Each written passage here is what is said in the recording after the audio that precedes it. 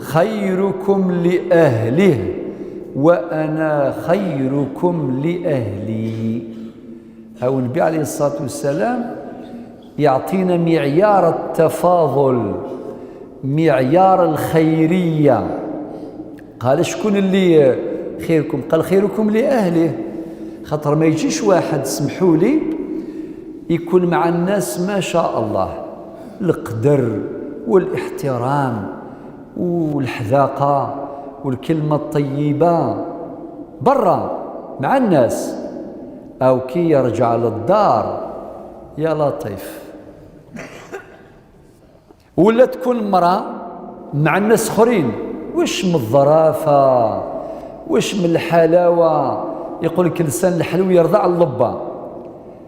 ولكن مع زوجها بالفاكس، جيب هات خذ روح. علاش؟ خير ان شاء الله. ما كاينش هذيك نتاع العسلامة الله يسهل، قرن استقبالي تربى ذي ساهل يتسك دفوذ، العسلامة يتكسي غفلان. معناه المرأة كي تقول لزوجها صباح الله يسهل، الكلمة هذه تعطي له قوة. يجي واحد يقول لك الله يسهل، ماشي غاية، يعني ربي يسهل لك. والعشية كي يرجع الراجل تعبان، لونكومبرمون، المرأة باش تقول له العسلامة، خاطر العسلامة تنحل هذيك الأتعاب. تبدأ عريضة الاتهامات أو وثيقة استمارة المحاسبة. مشكلة.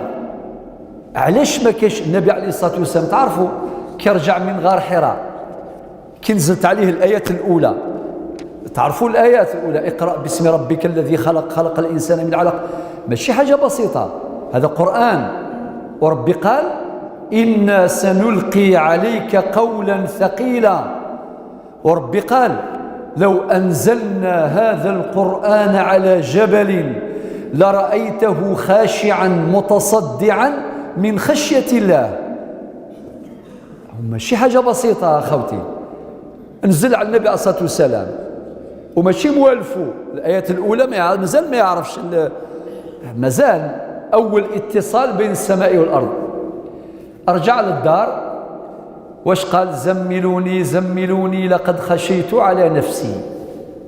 رجع لمرته خديجة أم المؤمنين رضي الله عنها. أم بعد واش قالت له؟ بلسان اليقين كلا والله لا يخزيك الله أبدا. يعني قالت له والله ما يخليك ربي، ما تخافش. شفت الكلمة؟ الكلمة تعطي الأمل، تعطي القوة. وبعدين ذكرت بعض خصاله صلى الله عليه وسلم. قالت له واحد كيما أنت ما يخليهش ربي، إنك لتصل الرحم وتحمل الكل وتكسب المعدوم وتعين على نوائب الدهر، وفي رواية وتعين على نوائب الحق. معنى ذكرته ببعض خصاله، أعطت له الأمل. هذه حياة النبي عليه الصلاة والسلام، والآن حياتنا كيفاه. لذلك هو قال خيركم لأهله وأنا خيركم لأهلي.